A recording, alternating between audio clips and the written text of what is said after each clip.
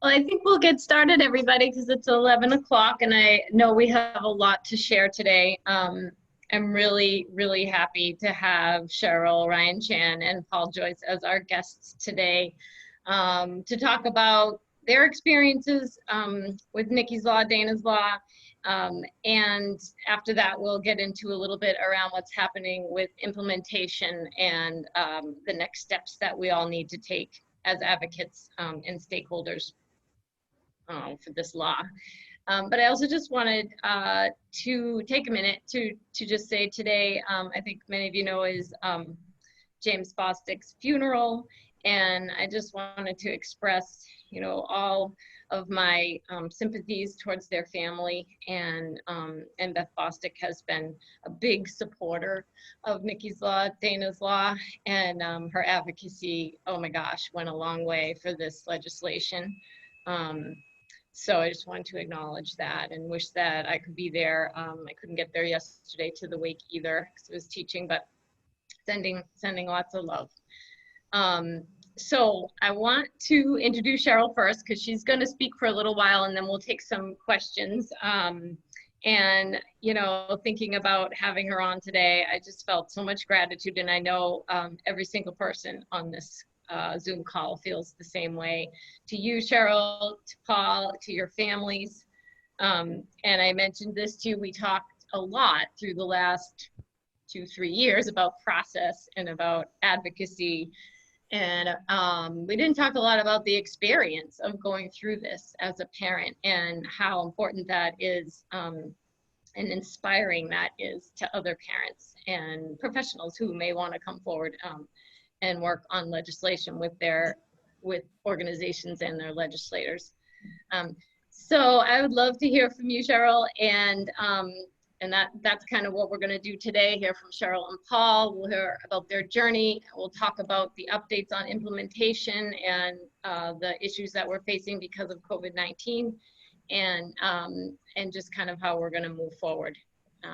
So I'm going to stop the share so that you guys can make Cheryl your speaker view. And I'm going to hand it over to you. Thank you so much for being here.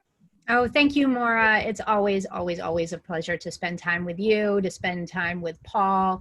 And, you know, this time that we spent in the last few years has not always been, you know, party time, but it's certainly been meaningful. And I think that, you know, one of the things, the outcomes is that, you know, we've got some friendships that have been sealed by our shared experience. So I'm grateful for that. One of those friendships and certainly includes Beth, who, as Maura said, is, you know, is grieving today and has been grieving since the loss of James. And we all are as a community. So we all send our love to her and certainly prayers for strength and peace.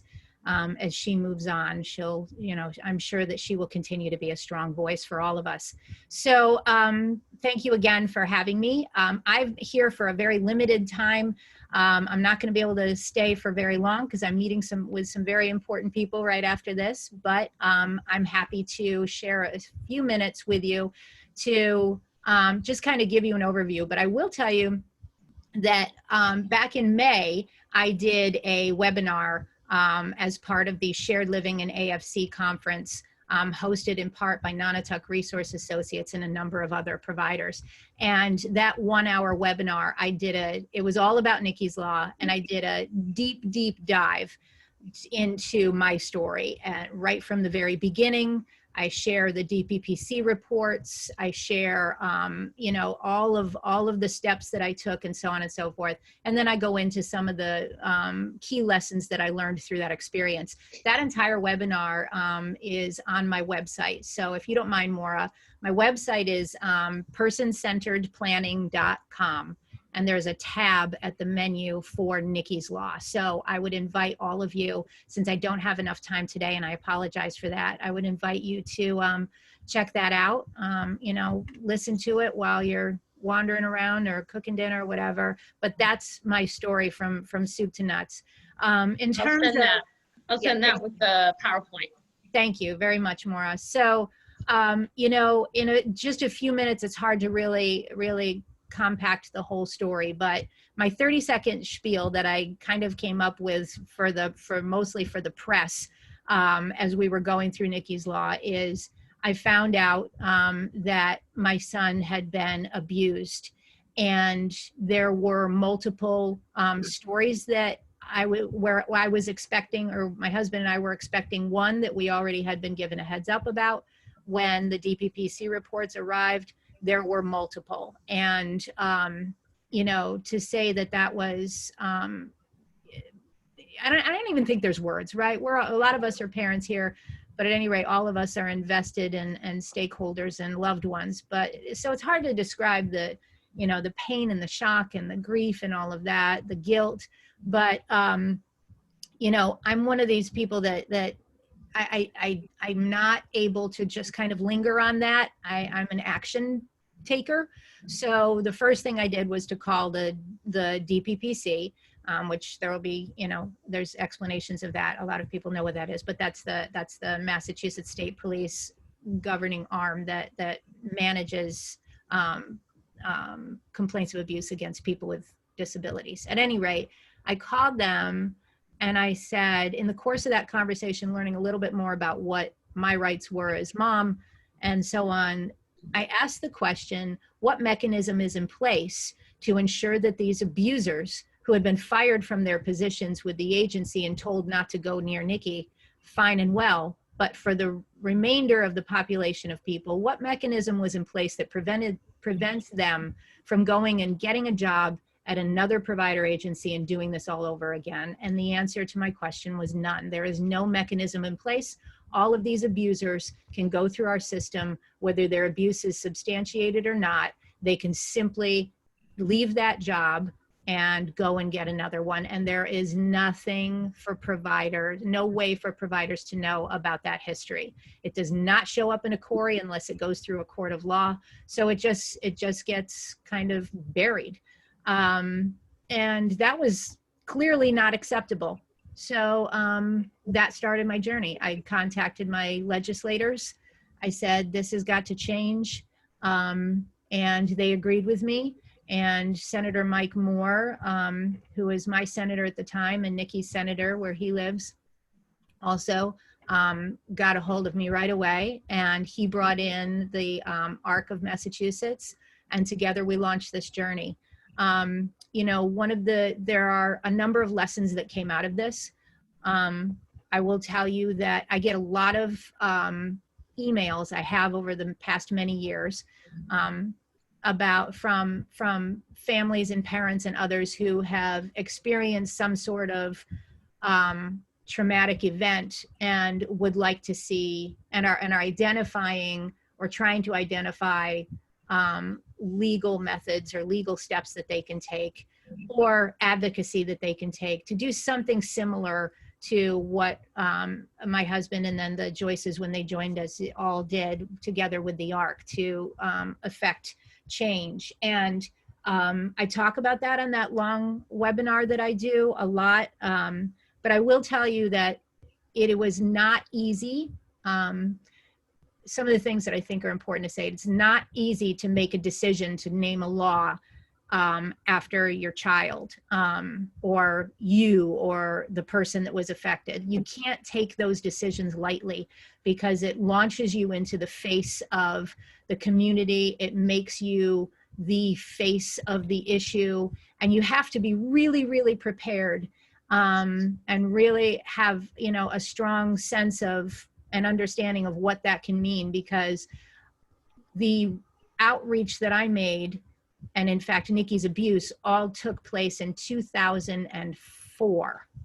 And this law was just, 2014, 14. And this law was just passed in 2020. So it was that long a journey that, you know, it was that Nicky was the face of this, Nicky was the name of this. And because of that, you know, we had to tell our story over and over again. We were in high demand with the media. There was no privacy. There was really very little time for us to grieve and really process what had happened. So, you know, that's one of the lessons. Another lesson, of course, is the hard lessons of the realities of the legislative process. You have to be really, really ready for the fact that it is going to take years for bills like this to pass. And while that is a travesty, and we could talk about that over and over again, it is part of the process. And, you know, Paul and I can tell you stories of all of us, you know, just ready to put our heads or someone else's heads through the walls, and just getting angrier and angrier over this process that just seems like it seems ridiculous, especially when you're talking about a situation that seems like a no-brainer, and especially when everyone else around you, including legislators, are saying this is a no-brainer. You still have to get through years and years of muck to get something passed. So, you know, that was really a very tough thing. You cannot do this alone. Alone. You have got to have the backing of an organization like the ARC, where their lobbying experience and networking experience and the communications and hard work that they do all the time to gain the attention of legislators is there. You have to have the, you know, them backing up the community, the voice of the community, because they're recognized as the voice of the community. So it's very intricate, it's very difficult, and it should not be taken lightly. So, you know, that's one of the things that I think is really important to impart. You know, it was very difficult. So I know that I'm watching the time. I'm sorry that I couldn't spend more time today. I'm not going yet, but I just want to mention that if anybody has any questions specifically for me, you can type them into the chat. Maura is monitoring that, or you can simply raise your hand or start chatting, whatever it is that you want to do. Let's see. So again, one of the things when Maura shares that link and you watch that webinar, I do share a lot of that really detailed information about the reports. I share things like what you can expect when you go through this DPPC investigative process, what you shouldn't expect, you know, what it takes to be, like I said, the face of a legislative bill like this, some of the pros and cons of taking that journey. And yeah, it's not one that should be taken lightly. So those are some of the biggest takeaways I can give you in about 10 to 15 minutes. Are there any questions yet? Thank you, Cheryl. I'll start it off because I don't see anybody raising their hand quite yet, but I know they will. What gave you strength through some of the most challenging roller coaster times? Where'd you find it? Yeah, well, you know, I am. When we done? Oh, that's weird. He looks muted. Jared, can you mute? So, what gave me strength? Anybody who knows me knows that I'm a huge fan of community. And I think that was first and foremost the thing that has given me strength, even to this day around this. You know, the people just came out of from every corner of our community to share stories, to, you know, share, you know, to cheerlead, to ensure, you know, assure me and Alex and the Joyces that we were right behind them.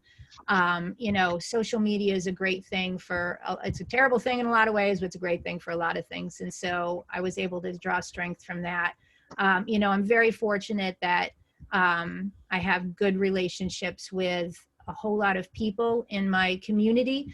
I've worked hard to build a lot of relationships over the last 20 years. And so I was able to draw on people that I knew had acumen that could guide me. Never having been through the process, I had to humble myself and just say, please teach me. And my teachers ended up being people from the ARC, Maura and Leo, and my senator and all of those people. And I just felt really surrounded. You know, you cannot draw strength from an empty room. We draw strength as human beings from each other. And I think that was really, really key. But I do want to bring up one more thing that I forgot to say, that I think over and over again is really important. One of the myths that I have heard over many years when people have been discussing Nicky's law is that there's this idea that abuse really happens only in group homes. Or people don't think of any other environments other than group homes. And so a lot of times I would hear, well, this is why my child will never be residentially placed. All of the abuses that Nicky endured took place in his day program. It was never associated with his residential program. It was never in his home. It all took place by people in his day program. So I really want to emphasize that because it can happen anywhere. Okay, we do have a couple questions, Cheryl. Leo was wondering, what was the biggest obstacle in getting the law passed sooner? There were a number of obstacles, and it depends on the timeline. You know, Maura can talk, you know, at length more about that, perhaps, but, you know, the obstacles included ensuring that the process allowed for people to appeal. There was one obstacle that was very specific when we were just about to get it passed that came at the last second by an organization that was trying to advocate on behalf of people who had been accused, and that dropped into our laps and stopped it later on in the first the year prior to it actually passing. But Maura has those details in terms of, you know, that's for actually getting it passing. But the process of actually building the bill, you know, there were a lot of things that needed to be done, said, vetted, and a lot of stakeholder voices that needed to be brought in before a bill was really fleshed out enough that everybody could agree on it. Great. No, you did a great job there, Cheryl. It was mostly related to that appeals process needing to be put in place, but we can talk more about those technical pieces. I see a couple more questions, and Jill was asking, why is it postponed?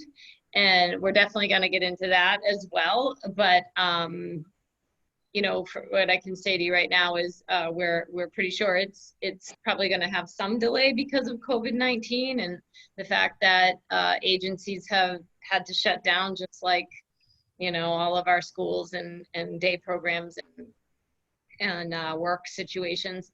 So they did have a bit of a delay there in hiring and getting people on board, but their biggest concern was the funding.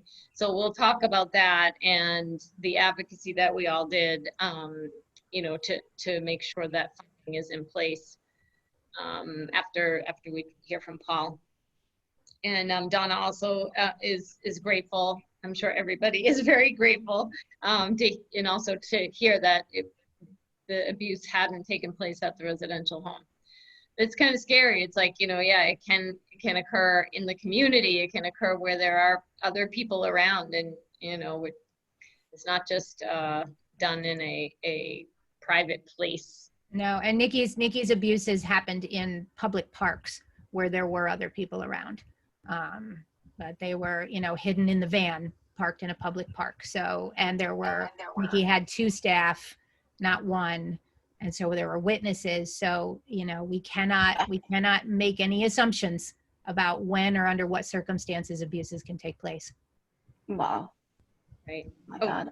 I was just thinking, if, you know, if it was, well, who's to say there weren't other people in the public who saw and didn't want to get involved if it was in a public parking lot? Who knows?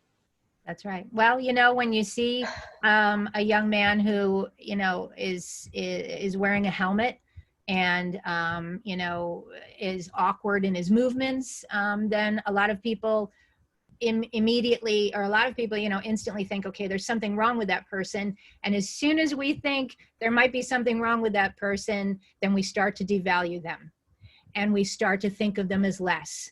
And we start to assume that the people that are with them have their best interest at heart and are keeping them safe. And these are the things that we need to struggle existentially about, from a high level point of view. These are the things I talk about a lot in the things I do both publicly for Nicky's Law and professionally, but I have to go. Yeah. But everybody knows how to reach me. Maura will share the link to my webinar. Again, thank you so much. Stay on this call though, because Paul Joyce is an incredible human being, and you really want to hear him too. So take care, everybody. Thank you so much, Cheryl. Thank Good you. luck. Thank you, Cheryl. Thanks, Thank Paul. you. Bye. Bye-bye. Okay, well, I'm really happy to have you, Paul. I haven't heard all that much about your family's journey with Dana's Law, and I'm really looking forward to hearing what you can share. Yeah, it's my pleasure. And thanks again. And thanks for having me here. I'll start right in the beginning. So our son Dana, he's 31, 32 now. He has Angelman syndrome, and he is not verbal. But we have a saying in our community is that I may not speak, but I have a lot to say. So when he was going through his abuse at his day program, his group home, his behavior changed. Now I give most of the credit to my wife, and it's my stepson and son. And, she's very intuitive about Dana and his actions and his behavior. So, his behavior was changing, and, like parents, all parents were trying to, whether typical or not typical, behavior changes, you try to figure out what's going on. And so he would really protest when we drove him home after a weekend, when we drove him back to the group home.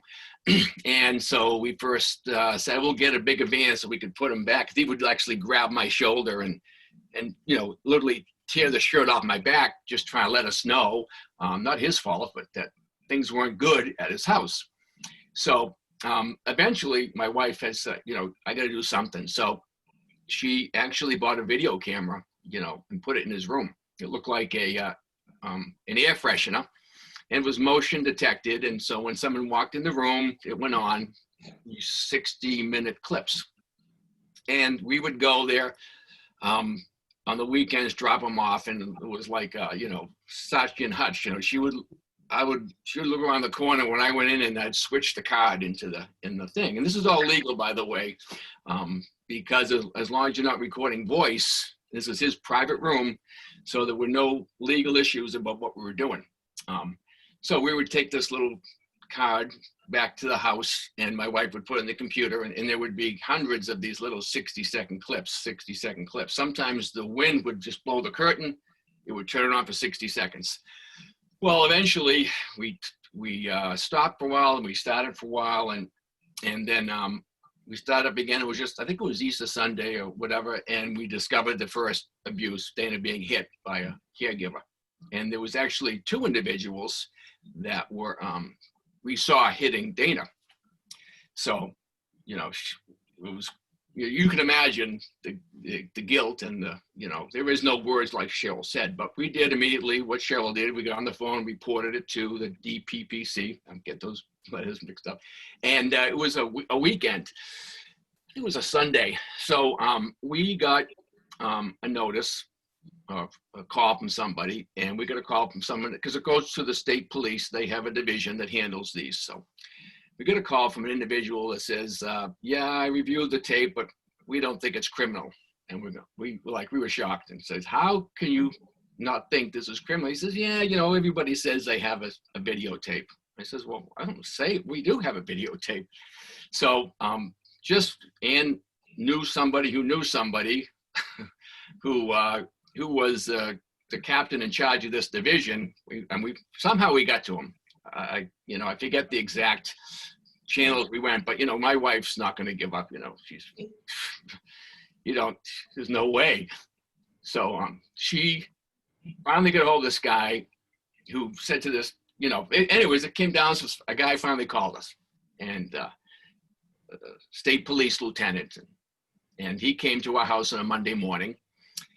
And we showed them the videos, and then, of course, everything changed when we showed them the videos. But I don't know how they even could say it wasn't a criminal activity in the beginning. But these are the obstacles. These are the obstacles. And these are why a very small percentage of these cases actually get adjudicated, and even a smaller percentage you get convictions. Well, To make a long story short, he immediately left our house and put both individuals in handcuffs and walked them out of the group home.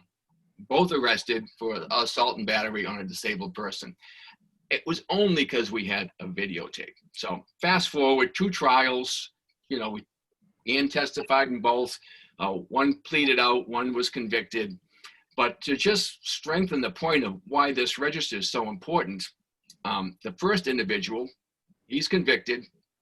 He's standing before the judge with his attorney, and during the trial, he's already working at another group home. He's already working at another group home, and he's begging the judge to keep his job. He wants to keep his job at this group home after being convicted of abuse of a disabled person. Obviously, he didn't, but that just shows the magnitude of why this bill was so important. The second individual, she left her arraignment in her nice clothes, we weren't at the arraignment, and walked into my wife's social service agency looking for a job.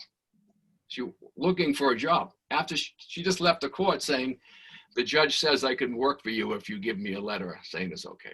So that's how crazy this whole thing was. So, but then, the guilt, the shame you feel is tremendous, but thankfully, after it all settled down and we reached out to people, and that was probably the biggest advice I could say, or the biggest thing. We reached out to first the Disability Law Center, which they were tremendous, can't even tell you, and they put us in touch with the commissioner of DDS.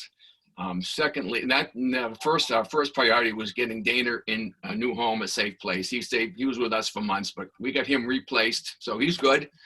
And then the second thing we said was the same thing Cheryl and Alex said.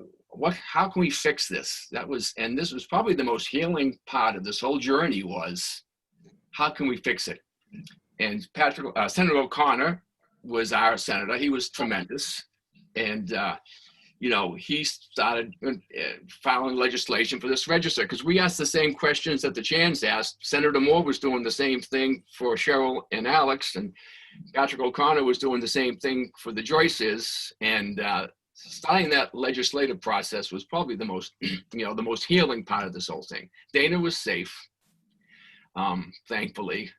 We got some justice, from the 2 individuals that did this, but there needed to be more, because look what happened. This guy one of them was already working at another group home. The other one was looking for a job right after her arraignment. So we needed to close that loop. And like Charlie said, this is not going to solve every abuse case, but we have to start somewhere. So this is a great step in the right direction. So the whole community, the ARC, all of a sudden, we have the State House, we have Senator Moore, we have Senator O'Connor, we have legislation going through the courthouse, we're going through the State House, we have hearings. This is all healing stuff, right? Because I just felt like we're doing something, meeting Maura and Charlie and Leo and all the great folks at the Disability Law Center. This was great. So then, I'll finish up here, but then I was just sitting on my couch one day and with my laptop open, and I'm on Facebook, and I see, start a group. So I just started this Dana's Law group, not having any clue. And within months, I had 5,000 members. It just goes to show you the interest and the strength in this community. So the social media part was, like Cheryl said, there's good and bad, but it was, I think, a really good tool, a good help to, facilitate our message and communicate with this, with all these like-minded people, right? So it was a great journey. Started pretty crappy, right? But it ended pretty successfully. I know we have more work to do. Oh, Paul, hearing that the journey for you was healing just makes me feel so good, because I know I felt that from you. You stayed positive through the whole thing, and that helped everyone, really.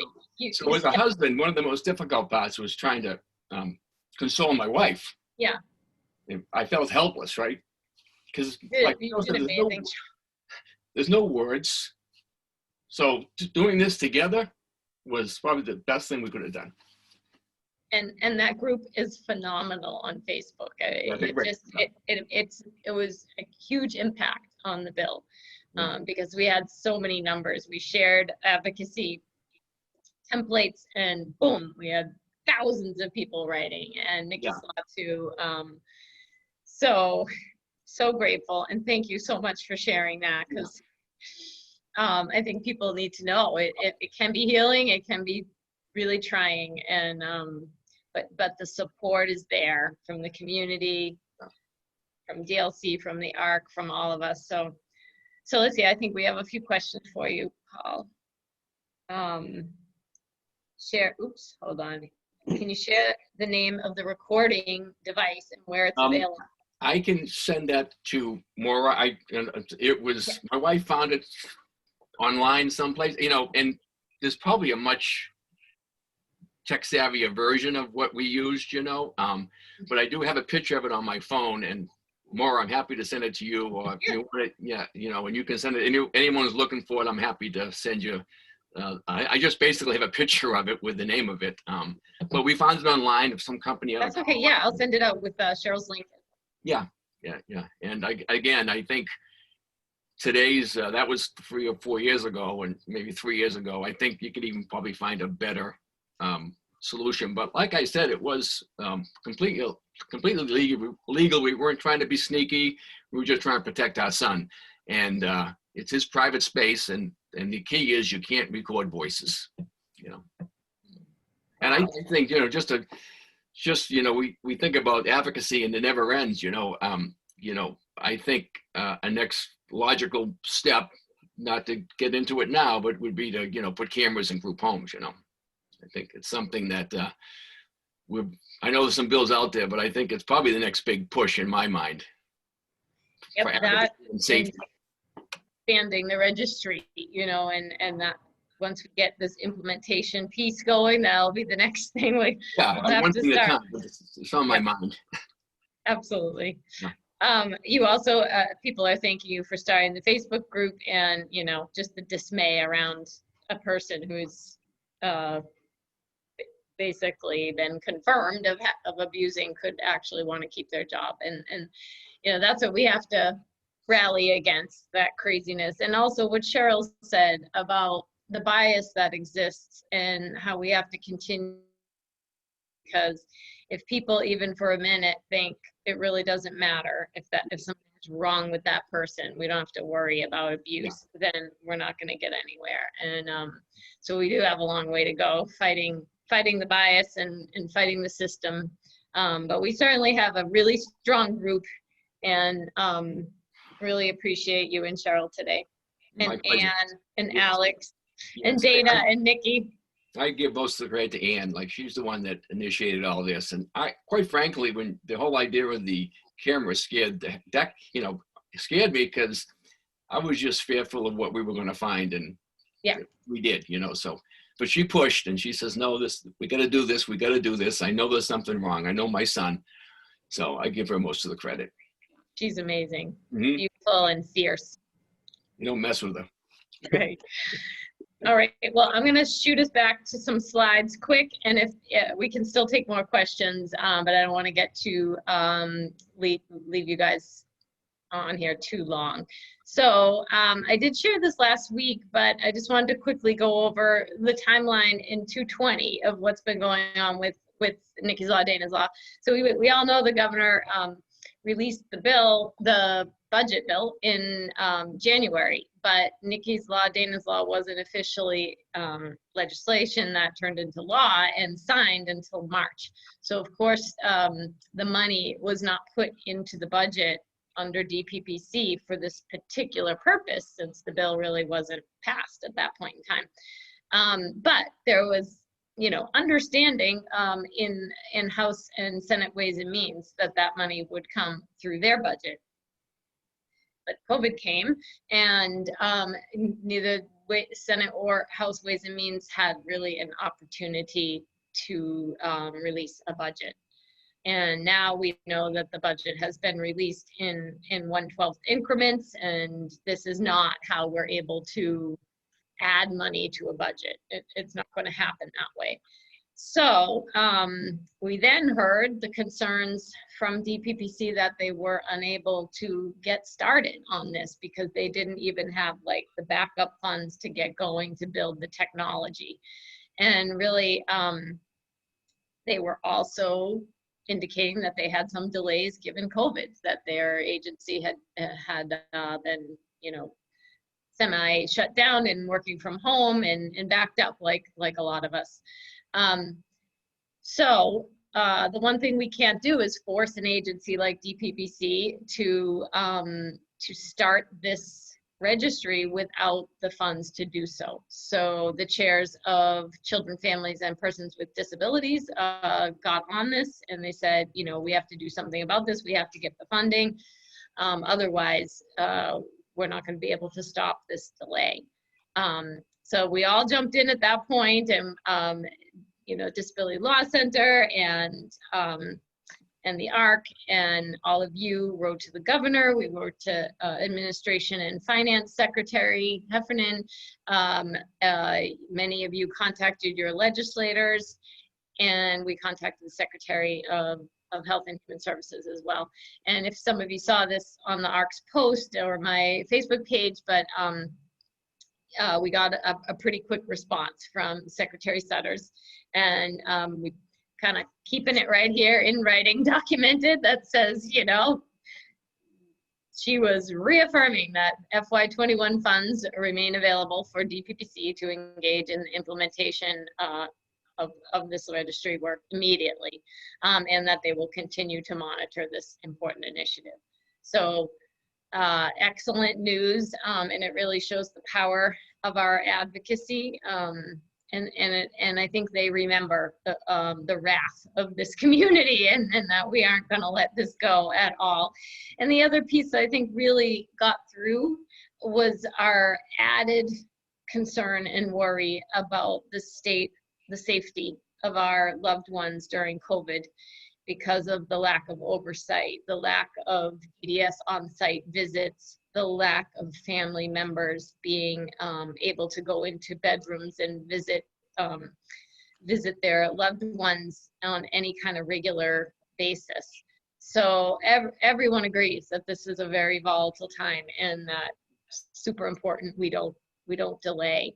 But you know, with all that said, we have to make sure that DPPC is also comfortable and ready to go, and is communicating with Administration and Finance, and they know that the funds are there and that there's enough there for them to begin the technology building out, the hiring that they need to do, and they are getting a later start than we hoped. So we do have to imagine that there will be some delay in the timeline of implementation that was originally set for November. So modifications in the timeline and maybe some modifications in hiring may have to occur. But one of the things that I think is great that came out of this concern about the delay is that we went to Chair Khan and her staff, and we talked about the need for an implementation committee or an advisory committee or a task force, however they want to call it. The chair was willing to and happy to lead that through her office. And we want to make sure there are stakeholders there, that there's transparency with the process as it moves forward. And I also think it will be an incredibly important learning experience for those of us who engage in the task force or the implementation committee to learn how we're going to do this, how we're going to broaden this legislation. And we all know it needs to broaden. So, so that's really where we're at. We need to stay on this. We can't let our guard down. We need to make sure that money is there, and the DPPC is confirming that. And if not, we got to rely on our champions that got us through the passing of this bill. So everybody be ready to contact your legislators who stood behind you here. And but we'll let you know. Right now it's looking good, and to have that kind of confirmation from HHS is great. So I'll just open it up to some more questions. It's just a budget thing that you'll get And happy to answer anything. You guys can just unmute.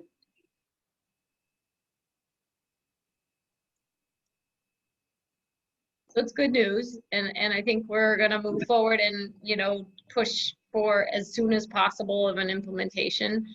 And we'll get some more information out to you around how this committee develops as well. All right, well, thank you for staying. I have a question. Yep, Lucy? Sorry. Yes. I guess I always thought that it was not legal to record in any way. And I'm now heard Paul say that it is okay. And I'd like to know if there is he could provide, or somebody could provide the a regulation that allows that kind of recording without voice. Yeah, well, I don't have access to that, but from the practical side of this, we went through the entire legal and court system and never once was approached by anybody on the law enforcement side or the state police side or the DPPC telling us we did anything wrong, you know, in recording. And we did check with, you know, sources prior. I can't remember who they were, and we all got the same feedback, just saying you can't record voices, but it's okay to record video. So I just think if we had done something wrong, the defense attorneys for both these individuals would have been all over trying to get this whole thing dismissed, and there was never even an issue brought up by the defense either. That's amazing to me. I'm wondering if ARC could somehow promote that, because why wouldn't we all do that?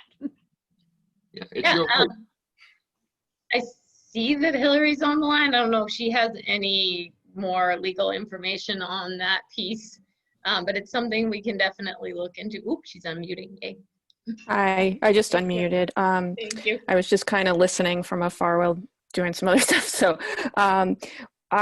look, this is what I'll say. First of all, like recording, you know, you can get into, I'm not a criminal defense attorney, I'm not a criminal lawyer, so we're giving that initial caveat. If you record, Massachusetts is a two-party consent state, so you cannot record somebody speaking without their consent. If you do, that frankly violates wiretapping laws, and it is a very serious issue. But again, not a criminal defense attorney, that is just, you know, so that's not legal advice, that is just what I'm saying. As for, you know, I think I work at the Disabilities Law Center. We represent people with all disabilities, so that could include people with less severe disabilities and more severe disabilities. This issue of recording people and videotaping people, all I'm going to say about it is a very complicated issue that implicates the rights of the person with a disability, and is one that it is from a legal standpoint and a policy standpoint is something that I'm not sure that there's a blanket statement that can be made that it's appropriate or not appropriate. It's just a very complicated issue, you know, because if it's, I mean, just I'm putting the thought out there of like, there are a lot of people served in, say, a group home by DDS who have maybe a mild intellectual disability, or what we're fairly independent folks in some ways. Are we saying that there should be cameras in their homes? I'm not saying, I actually kind of don't want to get no back and forth about it. I'm just putting the issues out there of this is an incredibly complex issue that implicates a lot of people's rights. And that's all. I you know, having like a 4-minute discussion about it, I don't think does justice to the complexity of the issue. So, but in terms of legality, if somebody's considering doing what Paul and Anne did, if as a lawyer, my suggestion to you would be to perhaps make sure that you talk to a criminal defense lawyer to make sure that whatever, you know, you're considering is not going to get you in some really hot water. But because of where I work at the DLC, like I can't be saying that I think that this is a great idea across the board as a general policy for all people with disabilities. And I'm not at all saying that's what Paul or anybody is saying. I just want to be crystal clear about the complexity of this issue. Oh yeah, thank you so much, Hillary. And yeah, I didn't mean to put you on the spot. I definitely think it's a complex issue, and it's something we do need to look into more. Yeah, I mean, I think there's, I just, you know, the DLC perspective, because we represent people with disabilities, is I think this is one that we have to be really careful about, and that there's, you know, I've seen the videos of what happened to Dana, so, you know, I can't sit here and say that the video wasn't obviously helpful in everything that happened with you know, all the work that Paul and Ann did. The videos are horrifying, and, you know, there's no way around that. With that said, cameras are not going to stop all abuse. So if we're, you know, not that group homes or day programs or anything are akin to jails or psychiatric hospitals, but I'm just talking about sites where there are staff supporting people and there are cameras, and the abuse and things still happen because, you know what, the staff knows where the cameras aren't recording, and that there's so many wonderful staff, but just if somebody wants to do something, they're going to find out a way to do it. So I just encourage all of us to think as broadly and creatively as we can about the larger issues of abuse and neglect. And, you know, to me, number one is the workforce crisis and the compensation for staff. If we have well-trained, invested, and really caring, loving staff, that's going to be the greatest protection for all of our loved ones. So, okay, I said my piece, sorry. Well, very well said, Hillary, thank you. Perfect.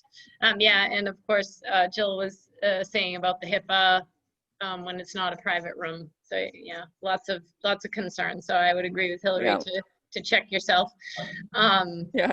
But a huge thank you to Paul and Cheryl for, I mean, you guys are complete warriors. So I just want to put that out there before I mute myself and go away. That's a perfect way to end it. I appreciate everybody's time today. Hang in there and look, you know, stay tuned, because we'll let you know what's going on with implementation through our social media and our notes. Thank you, Cheryl. Bye, everybody. Thank you. Have a good week. Thank you, Paul. Thanks, Maura. Thanks, Charlie. You're welcome. Hey, Maura? Yes. Cheryl said something I thought was really potent, and also Paul, I think, picked up on it. We sometimes have a tendency to look at people that have a disability as less than people. And that's really, Paul talked about the next mission, and I think that's part of it, is we recognize people that have disabilities as real, whole people and not secondary citizens. And I think that just drives us forward. I think that's really our mission, Charlie. Yeah, the ARC and, you know, through Operation House Call, and what we got to be doing. And it's along, I saw this, you know, how we're working on the records bill for the Met Fern. So we're trying to get the records released so that we could put the names on graves and the biographies of these people who were buried years ago without names. And so I saw a redacted record from the Met Fern, the Fernald State. And I mean, it just shocked me. It had the individual's name redacted, and then it had diagnosis idiot. And then the next one, diagnosis imbecile. Right. And it's just so shocking to think, just not too many decades ago, this is how we labeled people, and then we buried them and didn't even think that they had enough value to put their name on their grave. In some ways, it's not unlike those people who champion prisoners or missing prisoners, POWs, that are somebody's family member, and say, well, let's find these people that were real people that were here, even though they may have been killed in a Vietnam War or something else. I think part of it is, how do we recognize people who are people, even if they're not here? I mean, those people at least were more valued. I mean, these people were not even, that's true, weren't considered human. They really weren't. So anyway, maybe we'll do a webinar on that, because we're trying to get that bill passed. So sounds good. All right. Thank you, everybody. Talk to you all soon. Thanks, Mark.